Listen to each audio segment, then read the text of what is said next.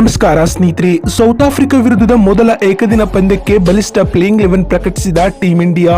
ಹಾಗಾದ್ರೆ ಭಾರತ ಮತ್ತು south Africa ನಡುವಿನ ಮೊದಲ ಏಕದಿನ ಪಂದ್ಯದ ಪ್ಲೇಯಿಂಗ್ 11 ಯಾವ ರೀತಿಯಾಗಿರಲಿದೆ ಮತ್ತು ಪಂದ್ಯದ ಪಿಚ್ ರಿಪೋರ್ಟ್ ಏನ್ ಹೇಳುತ್ತೆ, ಅದೇ ರೀತಿ ODI ಮಾದರಿಯಲ್ಲಿ ಭಾರತ ಮತ್ತು ಸೌತ್ ಆಫ್ರಿಕಾ ತಂಡಗಳ ಹೆಡ್ ಟು ಹೆಡ್ ರೆಕಾರ್ಡ್ಸ್ ಹೇಗಿದೆ, ಹೀಗೆ ಪಂದ್ಯದ ಸಂಪೂರ್ಣ ಮಾಹಿತಿ ಏನು ಎಂಬುದನ್ನ ಇವತ್ತಿನ ಈ ಒಂದು ವಿಡಿಯೋದಲ್ಲಿ ತಿಳಿಸ್ಕೊಡ್ತಾ ಹೋಗ್ತೀನಿ. ಹಾಗಾಗಿ ವಿಡಿಯೋವನ್ನ ಕೊನೆವರೆಗೂ ನೋಡಿ ಸ್ನೇಹಿತರೆ.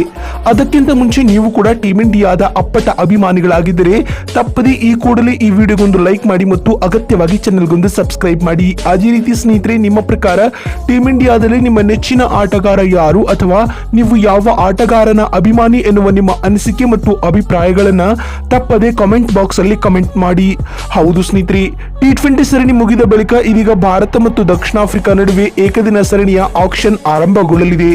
ಸರಣಿಯ ಮೊದಲ ಪಂದ್ಯವು ಇದೇ ಡಿಸೆಂಬರ್ 17ರಂದು ಅಂದ್ರೆ ಇಂದು ಜೋಹಾನ್ಸ್ಬರ್ಗ್ನ ಅಂತಾರಾಷ್ಟ್ರೀಯ ಕ್ರೀಡಾಂಗಣದಲ್ಲಿ ನಡೆಯಲಿದೆ ಸ್ನೇಹಿತರೆ.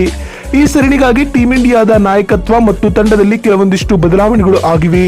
T20 ಸರಣಿಯಲ್ಲಿ ತಂಡವನ್ನ ಮುನ್ನಡೆಸಿದ ಸೂರ್ಯಕುಮಾರ್ ಯಾದವ್ ರವರನ್ನ ಏಕದಿನ ಸರಣಿಗೆ ಆಯ್ಕೆ ಮಾಡಲಾಗಿಲ್ಲ. ಹೀಗಾಗಿ KL ರಾಹುಲ್ ರವರು ಈ ಒಂದು ಸರಣಿಯಲ್ಲಿ ನಾಯಕತ್ವವನ್ನ ವಹಿಸಿಕೊಂಡಿದ್ದಾರೆ. ಇನ್ನು ಯುವ ಆಟಗಾರರೇ ಇರುವ ತಂಡದಲ್ಲಿ ಮೊದಲ ಪಂದ್ಯದಲ್ಲಿ ಯಾವ ಆಟಗಾರರೊಂದಿಗೆ ಪ್ಲೇಯಿಂಗ್ 11 ನೊಂದಿಗೆ ರಾಹುಲ್ ರವರ ತಂಡ ಕಣಕ್ಕಿಳಿಯಲಿದೆ ಎಂಬುದು ಇದೀಗ ಕುತೂಹಲಕಾರಿ ಅಂಶವಾಗಿರಲಿದೆ ಅಂತ ಹೇಳಬಹುದು.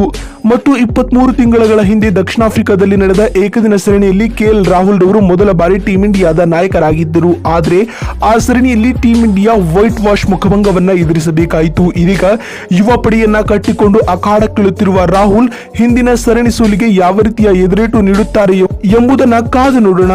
ಅಲ್ಲದೆ ಏಕದಿನ ಸರಣಿಯಲ್ಲಿ ರೋಹಿತ್ ಶರ್ಮಾ, ವಿರಾಟ್ ಕೊಹ್ಲಿ, ಹಾರ್ದಿಕ್ ಪಾಂಡ್ಯ, ಜಸ್ಪ್ರೀತ್ ಬುಮ್ರಾ ರವರಂತಹ ಅನುಭವಿ ಆಟಗಾರರು ಆಡುತ್ತಿಲ್ಲ. ಆದ್ದರಿಂದ ಬಲಿಷ್ಠ ಹರಿಣಗಳ ವಿರುದ್ಧ ಸರಣಿ ಗೆಲ್ಲುವುದು ರಾಹುಲ್ ರವರಿಗೆ ಸವಾಲಿನ ಕೆಲಸವಾಗಿದೆ.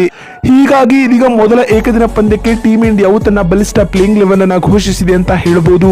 ಹಾಗಾದ್ರೆ ಭಾರತ ಮತ್ತು ಸೌತ್ ಆಫ್ರಿಕಾ ನಡುವಿನ ಮೊದಲ ಏಕದಿನ ಪಂದ್ಯಕ್ಕೆ ಟೀಂ ಇಂಡಿಯಾದ ಸ್ಟ್ರಾಂಗೆಸ್ಟ್ ಪ್ಲೇಯಿಂಗ್ 11 ಯಾವ ರೀತಿಯಾಗಿದೆ ಅಂತ ನೋಡ್ತಾ ಬರುವುದಾದ್ರೆ, ಆರಂಭಿಕರಾಗಿ ಕಣಕ್ಕಿಳಿಯಲಿದ್ದಾರೆ ರುತುರಾಜ್ ಗಾಯಕ್ವಾಡ್ ಮತ್ತು ಸಾಯಿ ಸುದರ್ಶನ್. ಹೌದು ಸ್ನೇಹಿತರೆ, ಸಾಯಿ ಸುದರ್ಶನ್ ಮತ್ತು ರುತುರಾಜ್ ಗಾಯಕ್ವಾಡ್ ಅವರು ಟೀಂ ಇಂಡಿಯಾ ತಂಡದ ಪರ ಇನ್ನಿಂಗ್ಸ್ ಆರಂಭಿಸುವುದು ಬಹುತೇಕ ಖಚಿತ ಅಂತ ಹೇಳಬಹುದು.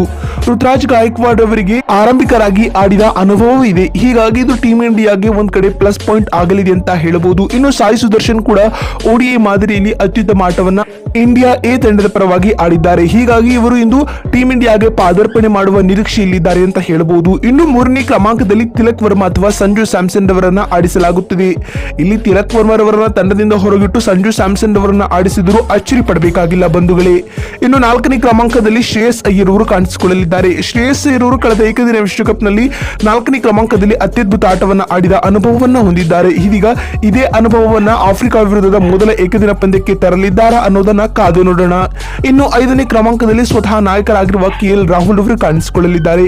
KL ರಾಹುಲ್ ಅವರು ಕಳೆದ ವಿಶ್ವಕಪ್ ನಲ್ಲಿ 5ನೇ ಕ್ರಮಾಂಕದಲ್ಲಿ ಅದ್ಭುತ ಆಟವನ್ನ ಆಡಿದರು. ಅಲ್ಲದೆ ಏಕಾಂಗಿಯಾಗಿ ಅನೇಕ ಪಂದ್ಯಗಳನ್ನ ಟೀಂ ಇಂಡಿಯಾಗೆ ವಿಶ್ವಕಪ್ ನಲ್ಲಿ ಗೆಲ್ಲಿಸಿಕೊಟ್ಟರು. ಇದೀಗ ನಾಯಕನಾಗಿ ಹರಿಣಗಳ ಸಂಹಾರ ಮಾಡ್ತಾರಾ ಅನ್ನೋದನ್ನ ಕಾದು ನೋಡೋಣ.